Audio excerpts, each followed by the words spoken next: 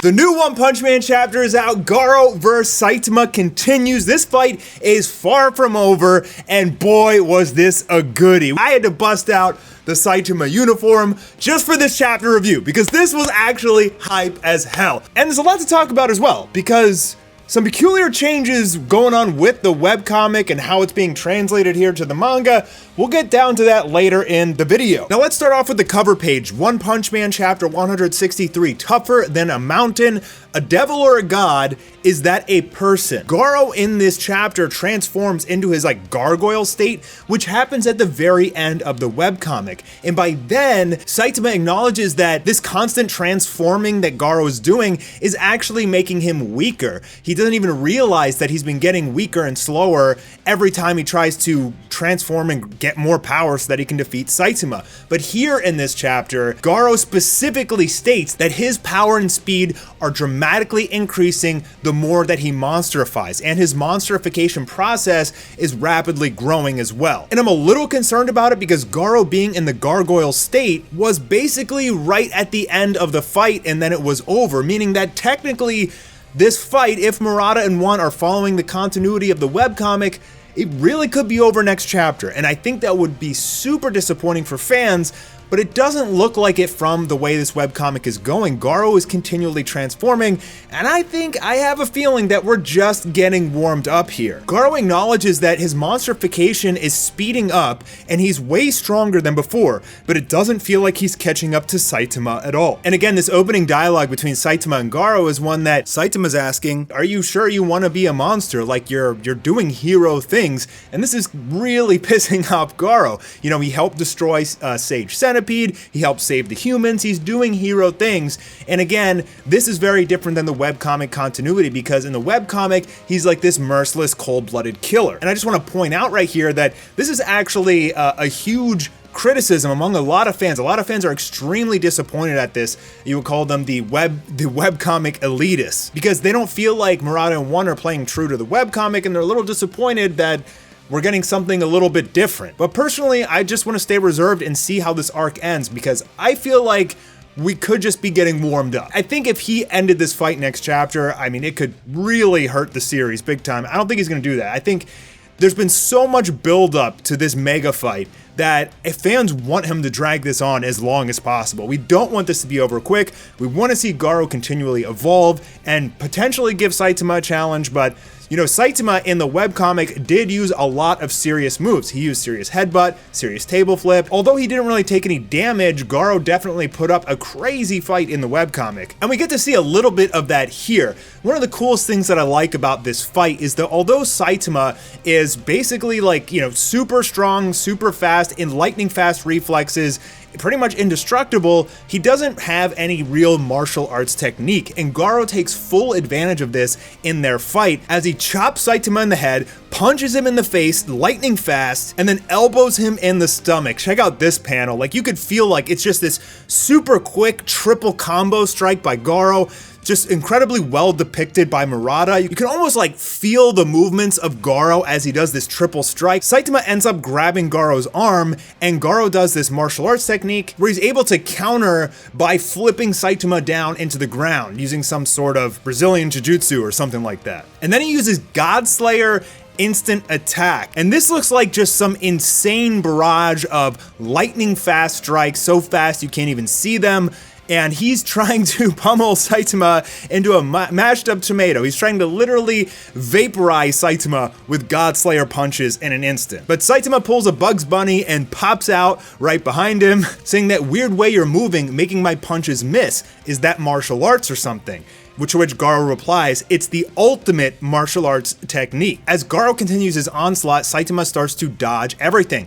And this is where Garo states to himself that this jerk, he's outpacing my combo attacks with his miraculous reflexes and reaction speed. But his technique is still that of a complete amateur. He's got plenty of openings to take advantage of. The reason you're going to lose is that you have no technique. Your next move, the move beyond that, and the move beyond that, I can already read them. And now we see Garo just unleash. If this attack hit anybody else, they'd probably be dead in one hit. This paneling from Murata, the way he depicts the speed and power from Garo as he does this Godslayer ascending attack combo on Saitama, and sends him flying into this combination of buildings.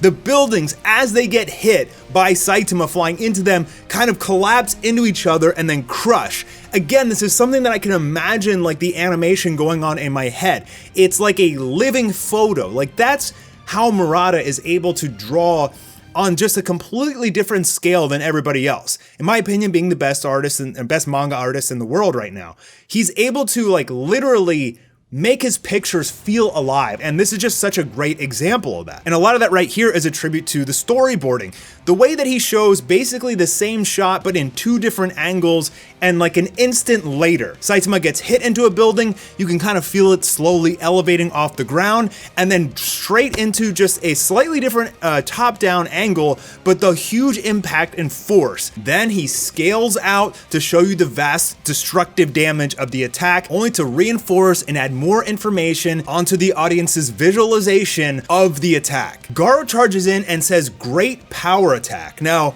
I guess this is something new. He's able to like use it's not like a ki blast. This is literally a Dragon Ball Z move called a ki, you know, where they put their hand out and it like just blows someone away without any visible energy.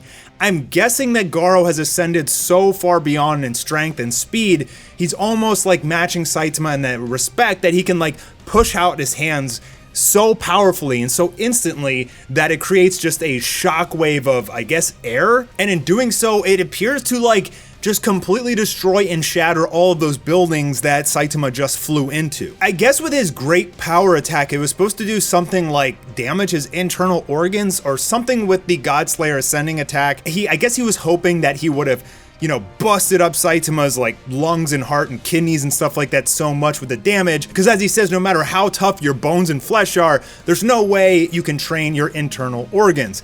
You know, it's funny because there's always like an anime where they get stabbed in the chest and they're like, at the last second I was able to shift my organs to dodge the vital area. Who can shift their organs? With his insides torn to shreds, even that beast won't be able to work as a hero ever again. And then we see Saitama just standing right next to him yet again, to which Garo freaks out. And again, we get this kind of like comical and also accidental heroism from Garo. In destroying all of those buildings with his attack, he actually ended up saving a bunch of humans. They were trapped under the buildings, and as Garo did that, now they're free to come out and, you know, they thank him. They thank Garo briefly until they see what he looks like, and then they run away. So Saitama's just chilling there, standing next to Garo in this super awkward moment, and he says, "Man, Absolute Evil sure is good at saving people. You got this down to a T." Now Garo is getting visibly frustrated and more angry. His entire goal was to become absolute evil, destroy all the heroes, and shed light on how flawed and how overly celebrated the Hero Association is. He throws a variety of attacks at Saitama. Look at this one. I just love this panel. Not only is there a great element of 3D depth and speed, but the looks on Saitama's faces. I mean, look at these three pictures of him just dodging. These two, he got a smile. This one on the bottom left, he looks like he's doing a little dance move or something like that. I just love it. Now, apparently off in the distance is this volcano, and Garo and Saitama's clashing is doing so much damage, I guess, to the planet that this volcano is starting to erupt. And then here's where things get really interesting. So as Garo continues to get more and more frustrated at Saitama, he begins to transform even more. He grows these giant like demon wings. It appears that his muscles bulk up even more and get kind of like more of an exterior armor sort of thing. And look at this. This is the depiction of Garo versus the webcomic when he's in the gargoyle form. He got his horns, he got his wings. This is it. I was super curious about what Murata was going to do and how he was going to depict this image in particular. And again, we have verification here. Saitama saying, hey, you got a little bit better yet again, acknowledging that his strength and speed have increased this time, whereas in the webcomic it was decreasing. He was out of gas, and he kept trying to push past, you know, anything he had to draw out more power, and his body just gave up. But that's why I don't think that the fight is going to end next chapter. If it was following the continuity of the webcomic, it probably would. But because Saitama and Garo both acknowledge that he's actually getting stronger the more he transforms, I think we still have a long ways to go. And hopefully God will grant him power. I mean, I really hope so. I don't think it's probably not going to happen, but we can wish, right? So he punches Saitama into this volcano. Saitama laying there like I mean, damn. I mean, he's just this huge crater in this volcano, and Saitama's laying there covered in rubble and rocks and everything, to which Garo flies in. I absolutely love this panel. I mean, I think he looks really cool. Like, he definitely looks like a monster here. I mean, this is kind of something that I guess you would depict if like Garo ate one of the monster cells. He would probably turn into something like this. Although Garo didn't eat monster cells. This is his own evolution through monsterification. And he punches down so hard, it's like chain lightning and everything coming out, and this completely destroys the entire volcano. But in the same time, because Garo hit the opposite side of the mountain from all these civilians, he ended up saving them because now the lava is flowing away from them. So again, Garo, in his quest to be evil, is continually saving humans and doing heroic things. And I think this is important because we know that Garo can't win this fight based on the webcomic and everything. But I think this is like gonna play into his future character as he becomes a good guy. And he'll probably have some sort of reflection time later on in a chapter, an arc after this, where he'll recognize that in his quest to become absolute evil, he was doing heroic things. And maybe that's actually his true nature. I think Garo will become probably an S-rank hero in the future. Maybe not an S-rank hero because he did so many villainous things, or at least tried to do so many villainous things, but he might be something like Suryu, where he's like S like level and just kind of like fights as well, like also like bomb, but just not technically have a rank. So as he's huffing and puffing, he finally gets punched by Saitama. Look at the size of Saitama's tiny fist to the giant head of Garo with these like blade horns and these like fangs, and he sends Garo flying, and he's surprised to say he's unaffected even after all that. But what just happened here? Garo just took a punch to the face and shrugged it off. Okay, we are just getting warmed up, okay? Garo literally, even when Boros took a punch, he lost limbs, he lost his whole body from consecutive normal punches. Garo just took one to the chin from One Punch Man and shrugged it off. And this is interesting because the rest of this page is talking about how Saitama must be tougher than a mountain. And Garo's presumably strongest attack, which he just used, just destroyed a mountain. But we know Boros is Planet Buster level, right? So is Garo tougher than Boros but weaker in terms of strength? If Garo's biggest feat right now is just Mountain Destroyer, and Garo is literally Planet Destroyer, right now that's not really too, we can't get too hyped up about that, with the exception of the fact that he just took one to the damn chin from Saitama and he's still going, And the final page here is of Saitama saying the whole shtick where you're not even trying and things turn out perfect. You kind of remind me of King in a way. You have great hero instincts, don't ya? And so I think what like Murata and One are trying to do here is really just add more to Garo's character for later on. I think he's gonna eventually lose and come to the realization that he's not a bad person. He's gonna have to do some like reflecting, and after he loses to Saitama, he'll probably just like go on his own for a while and then become a good guy. I mean, I'd love to have Garo be, a good guy in the future and fight some other powerful people. If you watch the One Punch Man vs. God fan manga by C. Eminglap, he actually does help fight against God in his human form. He doesn't turn into a monster or anything. So, like, that's a possibility. Like, what if Garo helps in this galactic war on God later on? It very well could happen. I think that we're still just getting warmed up. But in order for Saitama to actually have a challenge, I mean, I don't know what else Garo can do besides take the power from God. And I don't know if that's gonna happen. It's probably not gonna happen. But one other thing I did want to note, if the arc does end in the next chapter and Saitama wins, we literally skipped serious headbutt and serious table flip.